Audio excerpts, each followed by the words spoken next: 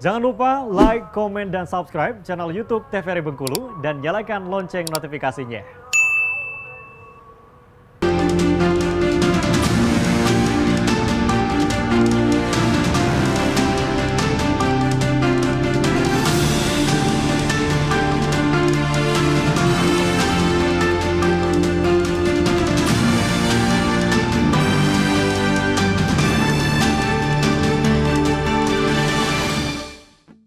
Assalamualaikum warahmatullahi wabarakatuh. Apa kabar Anda pemirsa TVRI Bengkulu? Semoga selalu ada dalam keadaan sehat dan tentunya masih semangat dalam menjalankan aktivitas. Dan pemirsa TVRI Bengkulu, senang sekali saya Afriko Zuhri kembali menjumpai Anda dalam program acara Berendo.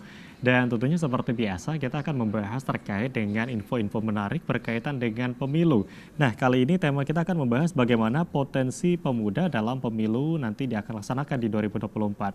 Namun sebelum itu, pemirsa, seperti yang kita ketahui bahwasanya memang kalau kita melihat besarnya suatu bangsa ini ditentukan oleh keterlibatan anak muda. Karena memang sejarah juga sudah mencatat bahwa pemuda ini memiliki peran yang sangat penting, khususnya dalam setiap perubahan yang terjadi di negeri ini. Nah, akan kita bahas bersama nanti bagaimana penyelenggaraan pemilu maupun pilkada dan bagaimana peran dari anak muda dalam pemilu di 2024 nanti. Dan sebelum kita membahas bagaimana perbincangan dan juga tema kita pada hari ini, saya akan perkenalkan terlebih dahulu narasumber yang sudah hadir di studio TVRI Bengkulu. Sudah hadir narasumber kita yang pertama, sudah ada Arca Wijaya, ini selaku perwakilan dari Presiden Mahasiswa Universitas Bengkulu. Assalamualaikum. Waalaikumsalam. Gimana kabarnya? Agak serak ya. Jadi banyak aktivitas nih kayaknya. Ya, alhamdulillah kampus juga saat ini lagi dalam fase penyambutan mahasiswa baru ya. Penyambutan mahasiswa baru. Oke. Jadi memang dari Presma sendiri atau dari Universitas Bengkulu ya, perwakilan dari BEM sekarang lagi banyak aktivitas, terutama menyambut anak-anak baru yang akan masuk nih ya. Benar sekali. Tentu terima kasih sudah hadir menyempatkan waktunya.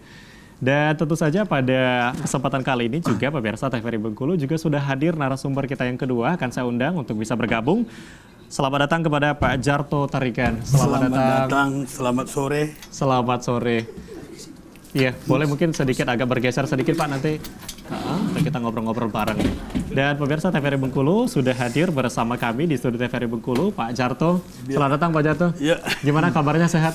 Sehat walafiat. Sehat walafiat. Baik. Kayaknya hari ini banyak aktivitas nih Pak ya, dari pagi hingga sore hari ini. Iya, lumayan lah. Lumayan lah ya.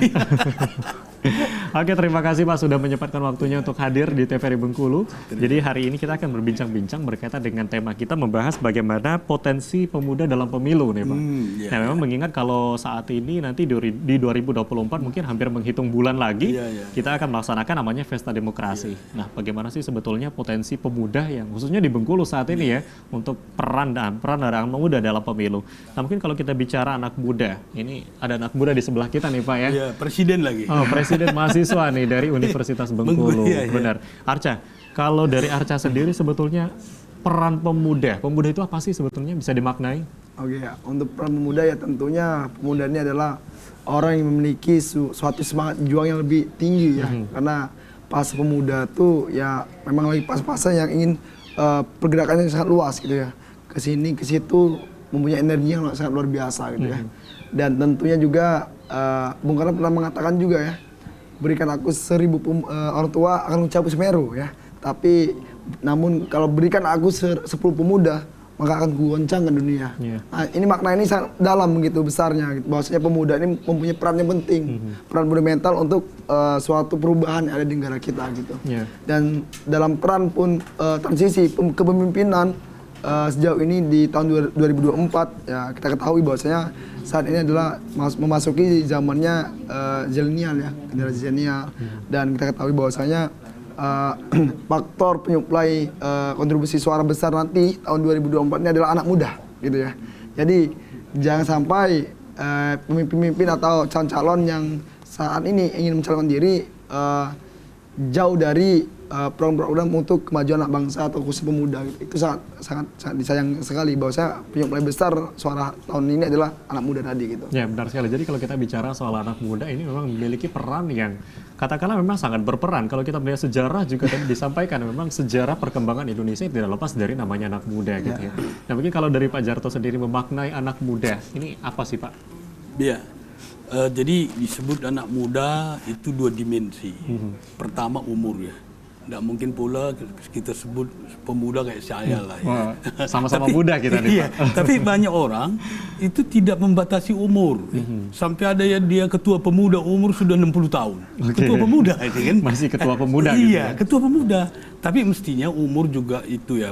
Kalau dulu kan sudah ada sepakatannya umur itu maksimal 40. Nah, itulah disebut dengan pemuda. Tetapi tidak hanya umur juga. Yang kedua adalah spirit, semangat. Semangat muda itu adalah semangat yang penuh gairah, Benar, semangat anak yang muda. berpelopor, semangat yang tidak pernah menyerah. Ini semangat-semangat yang seperti inilah yang disebut dengan pemuda. Jadi dua hal ini mestinya. Jadi bagaimana umur, itulah maka tadi disebut sekarang ini pemilih yang paling banyak adalah pemuda karena dibatasi umur. Kalau hanya semangat saja berarti semua nanti ngakunya pemuda semua gitu kan. Jadi ini yang perlu kita pahami secara bersama. Jadi pemuda itu dua hal ini, umur dan semangat. Nah itu ya. Oke, jadi memang kalau kita bicara pemuda, jadi ada umur dan juga bagaimana semangatnya gitu ya. Karena memang banyak tadi disampaikan usia sudah mungkin katakanlah sudah usia tua, tetapi masih menjadi pemimpin gitu untuk anak muda gitu ya. Memang pemuda dan semangatnya. Nah kalau kita bicara juga bagaimana potensi di pemilu 2024 tadi disampaikan juga oleh Arca bahwa memang di tahun 2024 nanti anak-anak muda ini berpotensi untuk menjadi pemilih pemula juga ya. Memang potensial sekali. Mungkin kalau dari data mungkin hampir sekitar 60% anak muda ini menjadi suara terbanyak. Ya. Nah, kalau kita melihat juga saat ini, bagaimana sih anak-anak muda melihat atau memaknai dari pemilu yang akan kita laksanakan di 2024? Mungkin dari Arca seperti.